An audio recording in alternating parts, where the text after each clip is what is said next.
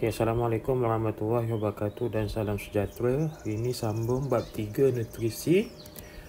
Kita lihat aktiviti 3.1, ujian makanan. 1. Menguji kehadiran kanji, glukosa, protein dan juga lemak. Untuk ujian makanan ni kita akan lihat satu persatu bagaimana untuk menguji sama ada sampel makanan yang kita uji itu mengandungi kanji, glukosa, protein dan juga lemak. Ada beberapa ujian yang boleh kita lakukan untuk menentukan kandungan sampel makanan tersebut. Yang pertama, ujian iodin. Ujian iodin adalah ujian untuk menguji kanji. Jadi dengan menggunakan larutan iodin, kita akan dapat tentukan sama ada sampel tersebut mengandungi kanji ataupun tidak. Yang kedua, ujian Benedict. Ujian Benedict adalah ujian yang digunakan untuk mengesan atau mengkaji glukosa. Yang ketiga, ujian Milan. Ujian Milan adalah satu ujian makanan untuk menguji kehadiran protein. Dan yang seterusnya, ujian alkohol emulsi. Ini adalah ujian untuk mengesan kehadiran lemak dalam sampel makanan. Saya ada satu web YouTube. Kita lihat.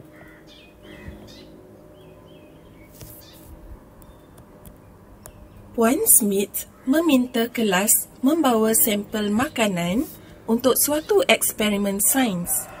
Mereka akan menguji sampel makanan mana yang mengandungi kanji. Pelajar membawa ubi kentang, buah nanas, roti mil penuh, sup jagung manis, tomato dan nasi. Setiap sampel makanan diletakkan di atas meja untuk diuji bagi kehadiran kanji. 2 titis larutan iodin ditambah pada sampel makanan.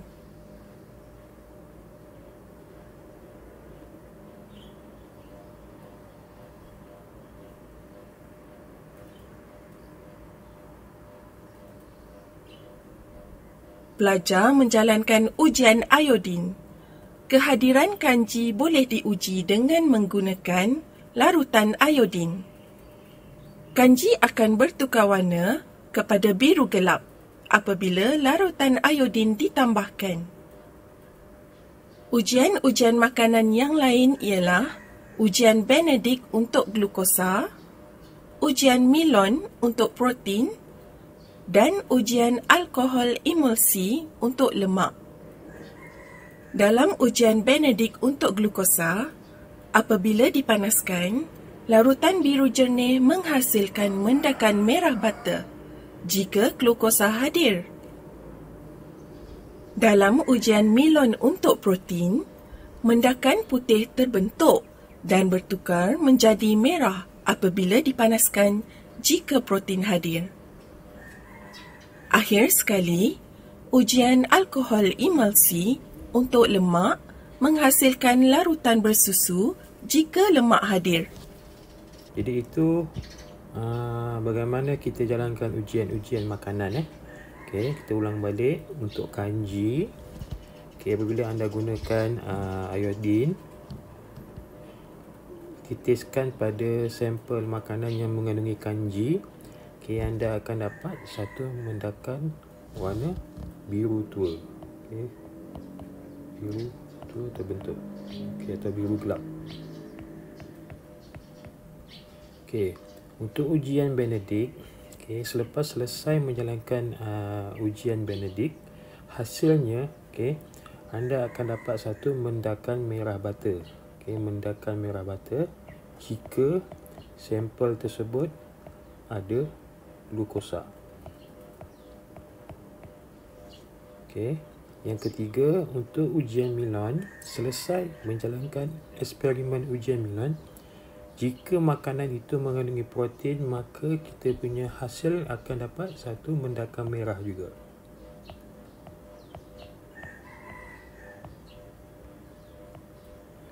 Okey, yang ketiga, untuk ujian emulsi alkohol ni, okey, jika selesai menjalankan eksperimen tersebut, okey, satu mendakan susu akan terbentuk.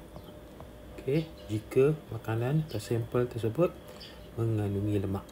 Okey, itu 4 ujian makanan yang perlu kita kuasai dan ingatlah. Terusnya 3.2, kepentingan gizi seimbang.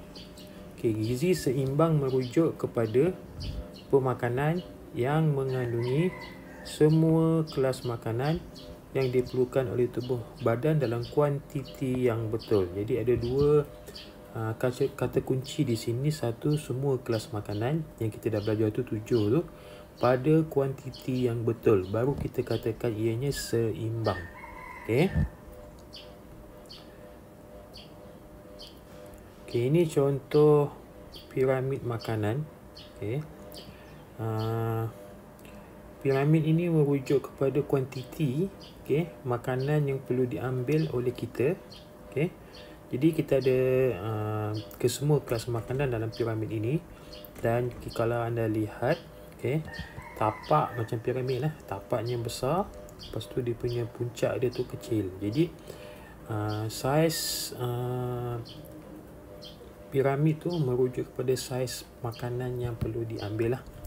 Jika ianya berada di bawah, okey, contohnya nasi roti tu kita boleh ambil dengan banyak lah. Okey. Bila berada di atas, contohnya lemak ni, okey, kita kena ambil pada kuantiti yang sedikit. Okey. Pelajar boleh rujuk Rajah 3.7 untuk melihat contoh gizi yang seimbang, mengandungi kesemua kelas makanan tetapi pada kuantiti yang sepatutnya. Okey, faktor-faktor yang mempengaruhi keperluan kalori, maksud dia apa kat sini? Bagaimana individu yang berbeza memerlukan keperluan tenaga yang berbeza. Okay, yang pertama, faktor saiz badan. Okay. Orang yang mempunyai saiz badan yang besar perlu ambil kuantiti makanan yang lebih banyak kerana mereka memerlukan lebih banyak tenaga berbanding dengan orang yang mempunyai saiz badan yang kecil. Okay. Mereka yang besar-besar ni perlukan tenaga yang banyak. Untuk dapatkan tenaga yang banyak, dia perlu makan. Jadi kuantiti makanan yang diperlukan lebih banyak berbanding dengan mereka yang bertubuh kecil. Okay. Faktor yang kedua, umur. Untuk kanak-kanak dan untuk remaja, okay, mereka ni adalah sangat aktif. Okay, so mereka memerlukan tenaga yang banyak. Jadi mereka memerlukan karbohidrat yang tinggi, okay, untuk mendapatkan tenaga tersebut. Pada masa yang sama, kanak-kanak dan remaja adalah kumpulan fasa di mana pertumbuhan berlaku dengan pesat. Okey, jadi dalam diet mereka perlukan protein, sebab protein ni fungsinya membantu dalam pertumbuhan. Dan faktor umur ni memberikan peranan lah berbanding dengan kanak-kanak banding dengan dewasa. Okey, yang ketiga, faktor pekerjaan. Mereka yang bekerja menggunakan tenaga yang banyak, contohnya petani, buruh dan juga nelayan, mereka memerlukan gizi makanan yang lebih tinggi berbandingkan orang yang bekerja di pejabat. Sebab orang yang bekerja di pejabat ni kurang menjalankan aktiviti. Okay, jadi mereka memerlukan kurang tenaga berbanding dengan mereka yang bekerja di bawah cahaya matahari di luar sana, itu petani, buruh dan juga nelayan. Yang seterusnya, jantina. Okey, lelaki memerlukan tenaga yang lebih berbanding perempuan. Okey, sebab yang pertama, lelaki ini lebih berotot.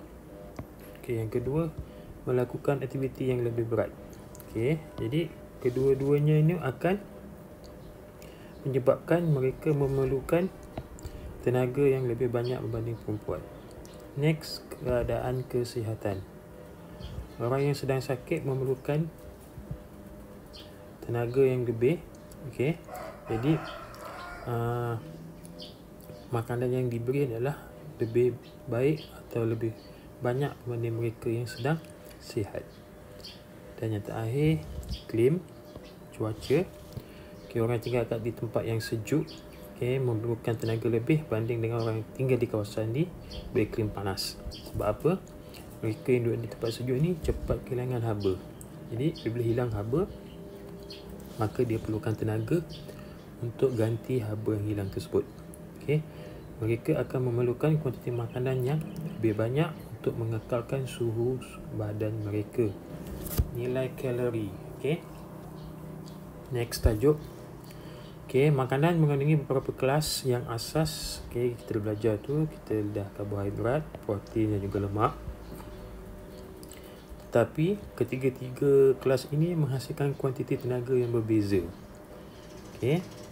Jumlah tenaga yang dibebaskan apabila 1 gram makanan dibakar dengan lengkap dalam badan disebut sebagai nilai tenaga atau nilai kalori. Jumlah ini diukur dalam unit kalori ataupun joule. Okay, kalau rujuk jadual 3.3 tu, lemak merupakan kelas makanan yang menghasilkan tenaga yang paling tinggi, 37. Setiap gram dia akan hasilkan sebanyak 37 kJ tenaga.